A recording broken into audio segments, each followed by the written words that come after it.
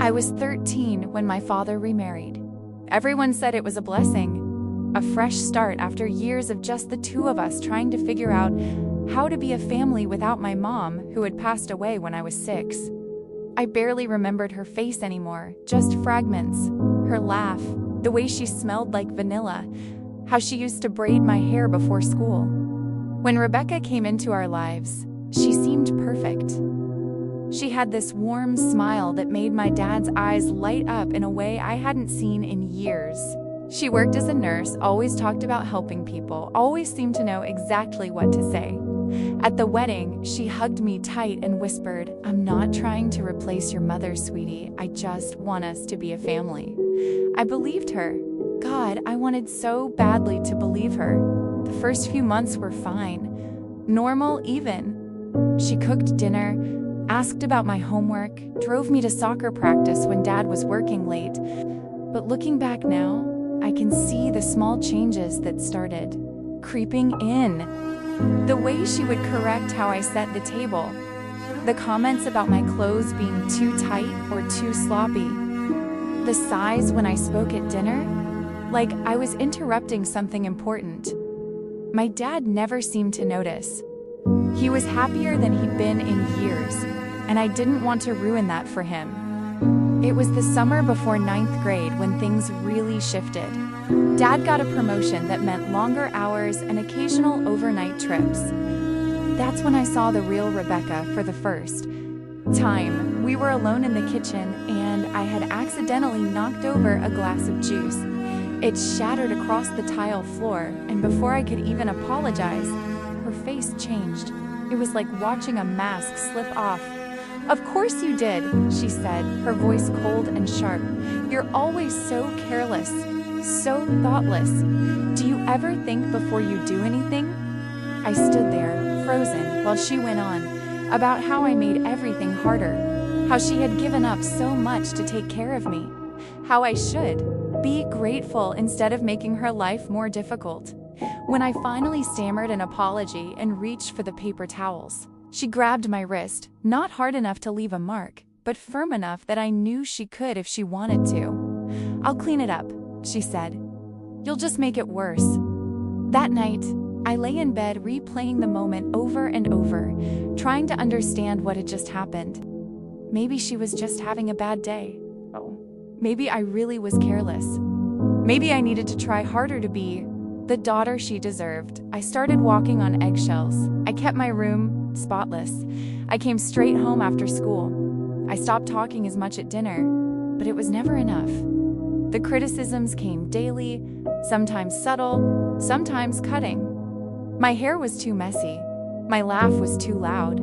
I was too sensitive when I got upset, too dramatic when I cried. I was selfish for wanting to hang out with friends instead of helping around the house. I was lazy for sleeping in on weekends. I was ungrateful for everything she did for me. The worst part was that she only did it when we were alone. Around my dad, around other people, she was still that warm, caring woman everyone loved. She'd put her arm around me, call me sweetie, brag about my grades, and I started to wonder if maybe I was crazy.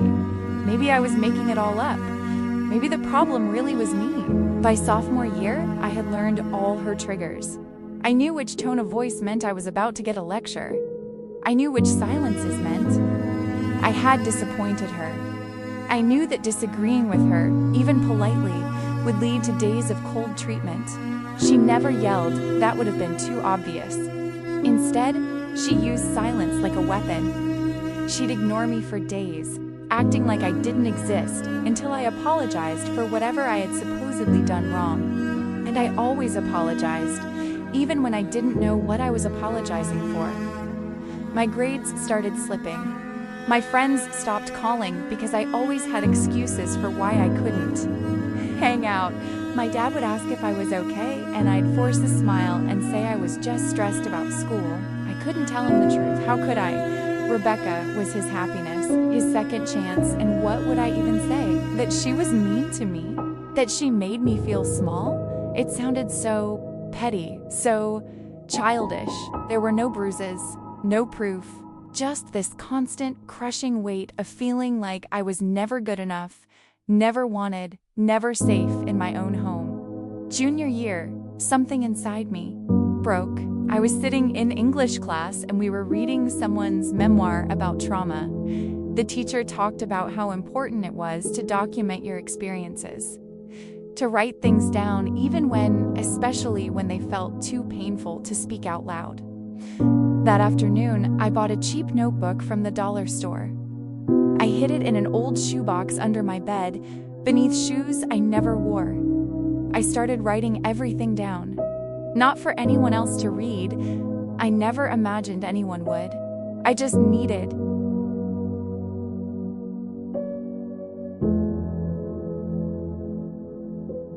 somewhere to put all the feelings I couldn't express.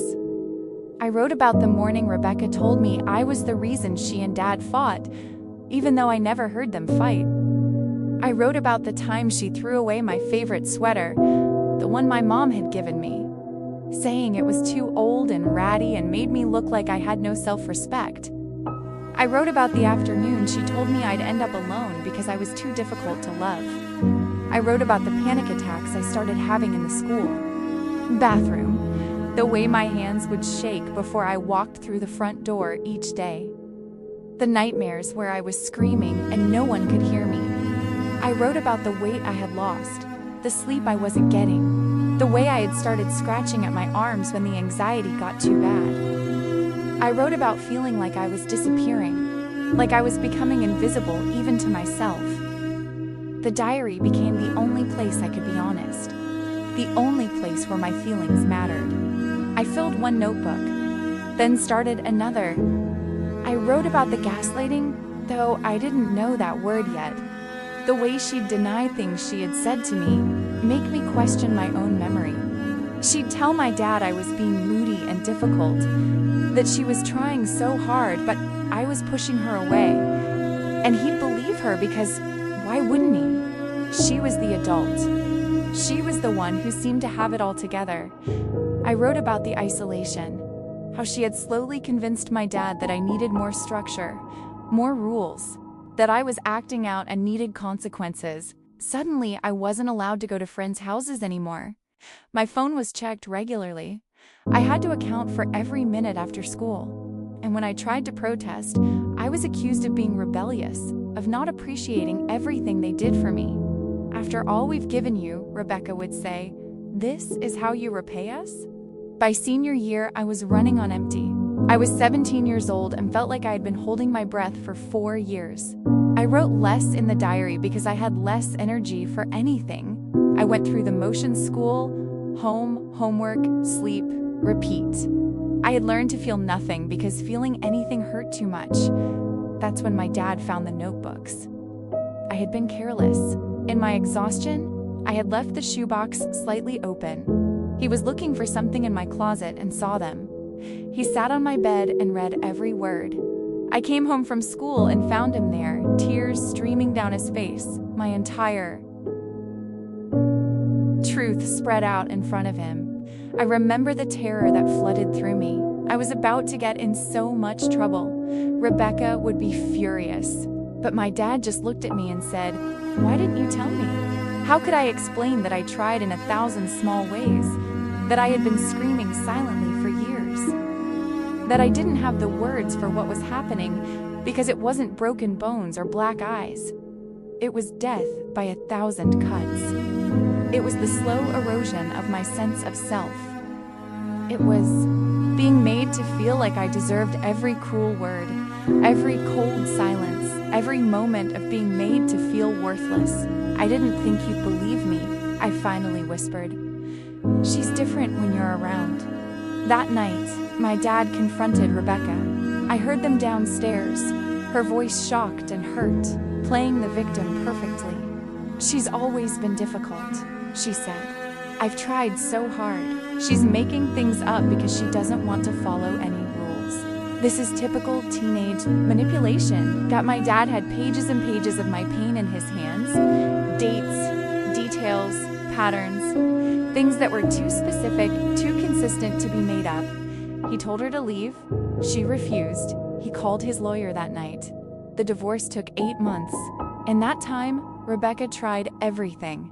She cried to mutual friends about how ungrateful I was.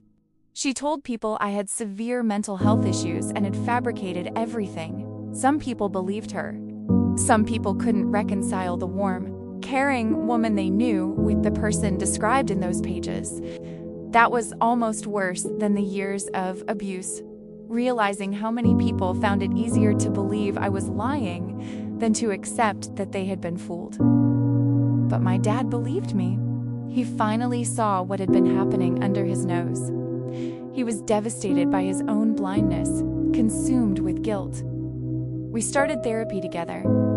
I started therapy alone. Slowly, painfully, I began to piece myself back together. I'm 20 now. It's been 3 years since my dad found those diaries, and I still have them. They're hard to look at, evidence of a version of myself I barely recognize. That broken, scared girl who thought she deserved every terrible thing that was said to her. But they also saved my life in a way. They gave me proof that I wasn't crazy, that what I experienced was real and documented and valid. Rebecca's gone now. I never have to see her again. But the damage she did took years to undo. I still struggle with anxiety. I still have moments where I hear her voice in my head telling me I'm too much or not enough. Therapy has helped me understand that what I experienced was psychological abuse, systematic, deliberate, designed to break down my sense of self while maintaining plausible deniability. No one could see the bruises because they were all internal. My relationship with my dad has healed, though it's different now. He carries guilt he'll probably never fully release. But we talk honestly now about the signs he missed, about how abusers are often skilled at compartmentalizing, at showing different faces to different people, about how victims often can't articulate what's happening because emotional abuse is designed to be invisible, to make you doubt your own reality. I'm in college now, studying psychology. I want to help other kids who are going through what I went through. Kids who are suffering in silence because they don't have the words or the proof or the courage to speak up. I want them to know that their feelings are valid even without bruises, that psychological abuse is real abuse, that they deserve to be believed. I think about who I might have been if those 7 years had been different. If I had grown up in a home where I felt safe and valued and loved. But I also know that surviving Rebecca made me stronger in ways I never wanted to be strong. It taught me that I could endure more than I thought possible. It taught me the importance of documenting truth when the world wants to deny it.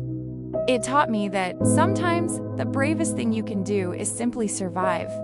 If you're living with someone who makes you feel the way, Rebecca made me feel small and worthless and wrong for existing. Please know that it's not your fault.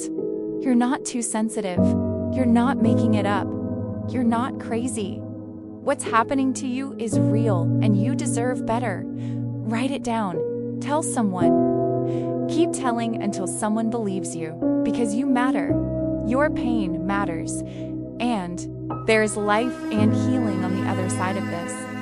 That shoebox full of notebooks sits on my bookshelf now. I keep them as a reminder, not of the pain, but of my own resilience.